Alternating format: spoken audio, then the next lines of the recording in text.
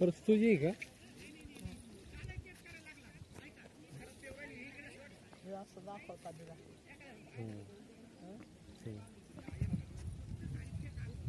कांद्याच्या टोकऱ्यामध्ये घ्या मोठं गाणं दाखव.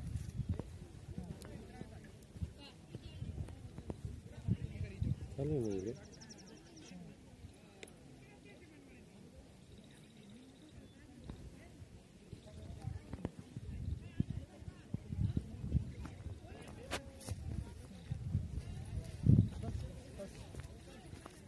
करते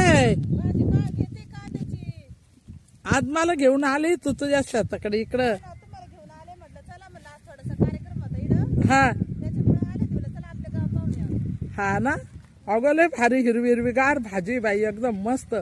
पाण्यामुळे हिरवी हिरवी सगळेच तोडू लागू राहिले तुला. हे एकदम मस्त पैकी भाजी. आणि ह्या पा डिंगऱ्या हे डिंगऱ्याचं झाड आहे. हा बाई बटाट्याचं कसे बटाट्याचं झाड लावलेले असे रांगेत असे पूर्ण बटाटे लावलेले आहे.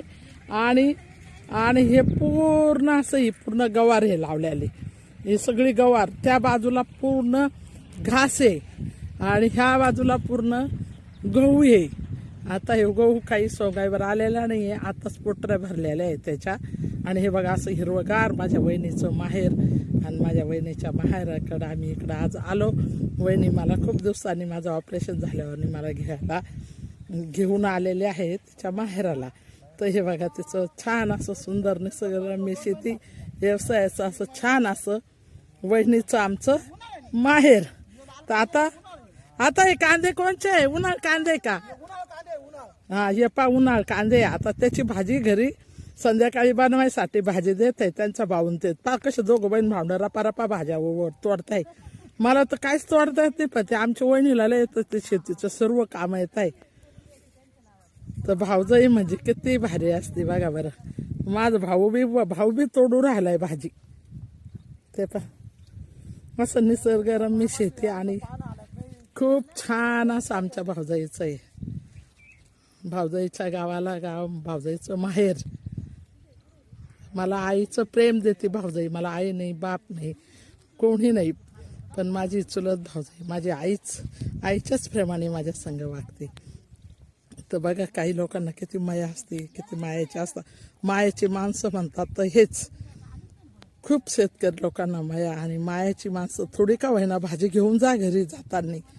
आणि खूप कष्ट करून लावणारे पीक काढणारे आणि खूप दिलदार असे म्हणजे शेतकरीच असतो. मुठभर का होईना घरी भाजी घेऊन जा. आता हा भाजी स्वतः बी तोडताय आणि वहिनीला बी वहिनी बी तोडते. म्हणजे हा पा तर किती छान असं मस्त घेतले का कांद्याची भाजी. हा तू भावाला आवडते घे बाई. मग मला म्हणे चालली तर भाजी घेऊन ये तर जाय म्हणे तिकडं. मग आता घेतली ना भाजी मस्त. अजून थोडी घ्या ना म्हणजे उद्या सकाळी बी नाश्त्याला होऊन जाईल. तर बघा दिलदार असतो शेतकरी किती. बघा त्यांच्या भावाने लगेच रपा एवढी बघू किती भाजी ग. पा केवढा भेळा घेतलाय वहिनीने आमच्या. ते पा एवढी मोठा भाजी घेतली. हे मुळे आहे का डिंगरे आहे? या डिंगरे आहे का? हा आणि हे आता का लाल कांदे नाहीये? उन्हाळ कांदे आहे का? हे डोंगळे आहे का? हे डोंगळे ते तिकडचे हिरवे दिसतात ते लाल कांदे वहिने आहे तिकडचे. तेव्हा ते भाऊन वहिने आहे ना ते लाल कांदे. आणि हे डोंगळे हे आता इकडं माझा भाचा उभा राहिलेला हे डोंगळे. आणि हवा हे सगळं गवारीचं शेत आहे. आणि त्या तिकडे हिरवागार दिसणारा असा गहू आहे. तर हे बघा किती छान अशी गवार किती छान आली ना. या डिंगऱ्या आहे फुलं आलेले झाडं पूर्ण डिंगऱ्या. तर असं बघा सगळं बागायत असं छान केलेलं आहे. पाण्याच्या अभावी आता पाणी आहे म्हणून चाललंय. एकदम मस्त असं छान असं एकदम भारी. तो तिकडचा गहू आता थोडा सोंगाईवर आलेला आहे. खूप लांब दिसतोय बघा वाळ्यासारखा. आणि असंच बघा एकदम मस्त पैकी जर आडवा धरू आता आपला आता तू कुठं वारा असेल तर ऐक ना वासरा तू कुठं वारा आहे इथे आणि इकडून इथं डोंगराची भाजी घ्या इथून येते जर आता थांब, हे करू दे. गवार लय अवघड.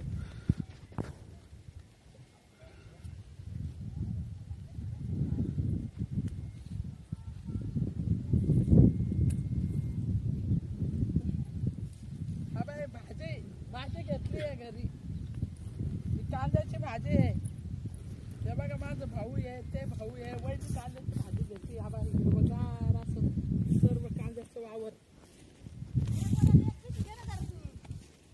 आता नेमका घराला कुलूप असं जाऊ जाऊ सकाळ पण आपण तिकडे होतो ना इकडे कोण सकाळ पण आम्ही इकडे द्यायची हा आता आलो तुमच्या संघ कारण दिवस उठल्या ही कांद्याची भाजी ही आता संध्याकाळी बनवायची मस्त शेंगदाणे लावून आणि हवा डिंगऱ्या ह्या डिंगऱ्या आहे बरं का याला डिंगऱ्या आहे त्या मुळ्याच्या बियापासून बनवलेल्या आणि ही गवार आहे या पूर्ण गवार आहे या एवढं शेत गवार आहे आणि हे डोंगळे हे सर्व डोंगळे आता ही भाजीपाला किती हिरवी हिरवी घार आहे खायला एकदम नैसर्गिक अशी छान मस्त हिरवगार ताजी भाजी तर चला आज वहिनीच्या मळ्यात आले आणि मस्तपैकी वहिनी बाहेर आले भाजी चला बाय.